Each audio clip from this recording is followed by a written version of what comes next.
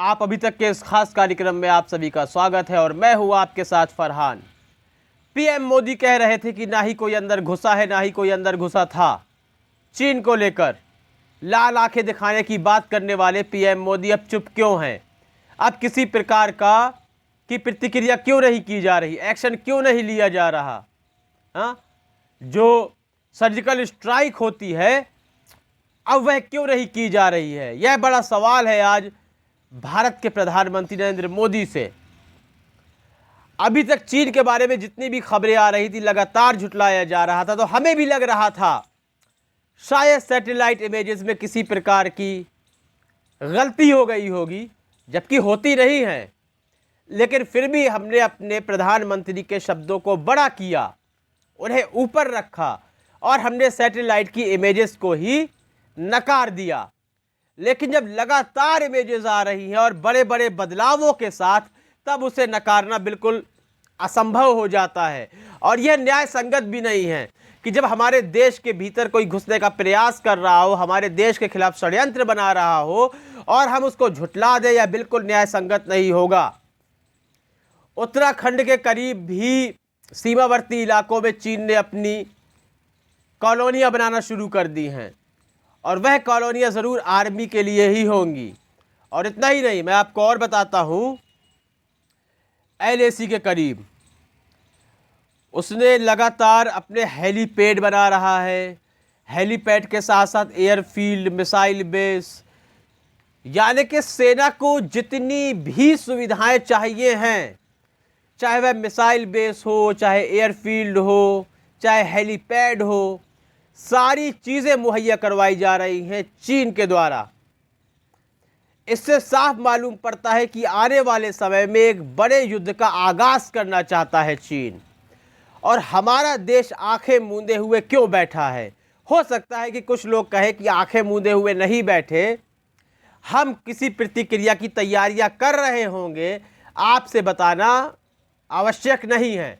बिल्कुल यही मैं भी कहना चाहता हूं कि सेना की कोई भी कार्रवाई हो, बताना बिल्कुल भी महत्वपूर्ण नहीं है, आवश्यक नहीं है।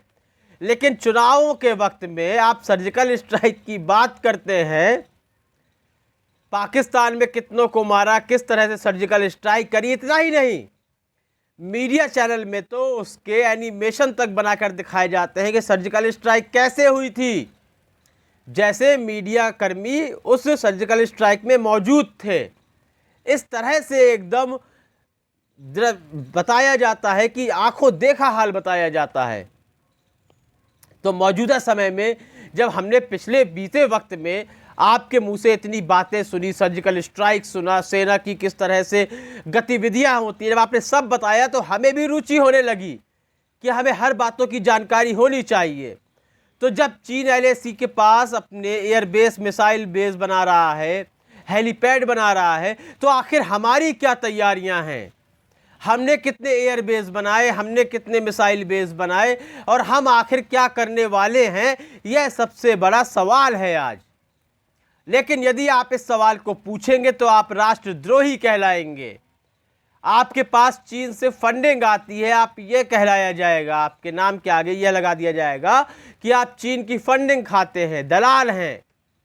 लेकिन सैटेलाइट की इमेजेस खास तौर पर भारत को भेजी जा रही हैं कि आप सतर्क हो जाइए।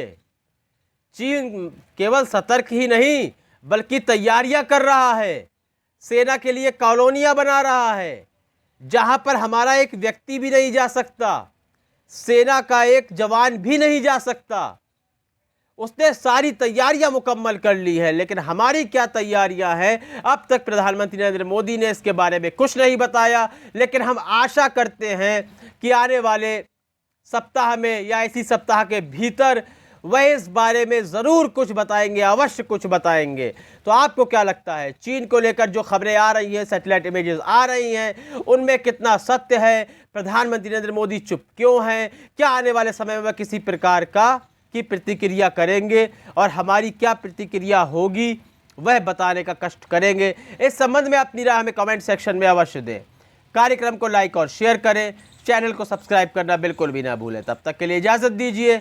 धन्यवाद। देश और दुनिया की खबरों से अपडेट रहने के लिए आप अभी तक न्यूज चैनल को सब्सक्राइब करना ना भूलें और साथ ही हर न्यूज का नोटिफिकेशन पाने के लिए बेल आइकन को भी दबाएं।